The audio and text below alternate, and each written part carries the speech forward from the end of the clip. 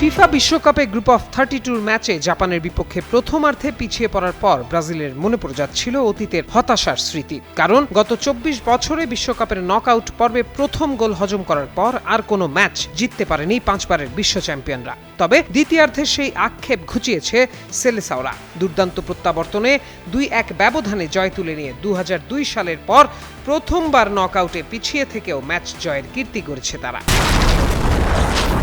হিউস্টনে rocking tasty, সীমানা ছাড়াও নিজেকে হারাও।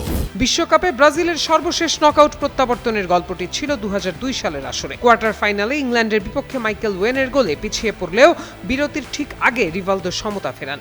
এরপর রোনালদিনিওর অবিস্মরণীয় গোলে 2-1 ব্যবধানে জিতে সেমিফাইনালের টিকিট নিশ্চিত করেছিল ব্রাজিল। বিশ্বকাপ ইতিহাসে প্রতিপক্ষের আগে গোল করার পরও ব্রাজিল এখন পর্যন্ত 15টি ম্যাচ নিজেদের করে নিয়েছে। এর মধ্যে 7টি জয় এসেছে গ্রুপ পর্বে, বাকি জয়গুলো নকআউট কিংবা পরবর্তী ধাপে। যদিও 1938 সালের তৃতীয় স্থান নির্ধারণী ম্যাচও সেই তালিকায় রয়েছে। ফলে সরাসরি নকআউটে কিংবা শিরোপার লড়াইয়ে পিছিয়ে পড়ে ঘুরে দাঁড়ানোর ঘটনা সংখ্যায় কম হলেও সেগুলো ব্রাজিলের ইতিহাসে বিশেষ গুরুত্ব বহন করে। ব্রাজিলের 5টি বিশ্বকাপ শিরোপার মধ্যে 2টি এসেছে এমন নাটকীয় প্রত্যাবর্তনের মাধ্যমে। 1958 সালের ফাইনালে স্বাগতিক সুইডেন শুরুতেই এগিয়ে গেলেও ভাভা, পেলে ও জাগালোর গোলে 5-2 ব্যবধানে জয় তুলে নিয়ে প্রথম বিশ্বকাপ জেতে ব্রাজিল। 4 বছর পর 1962 সালের ফাইনালেও একই চিত্র দেখা যায়। চেকোস্লোভাকিয়া প্রথমে লিড নিলেও আমারিল্ডো, জিতো ও ভাভার গোলে 3-1 ব্যবধানে জিতে টানা দ্বিতীয় শিরোপা ঘরে তোলে সেলেসাওরা।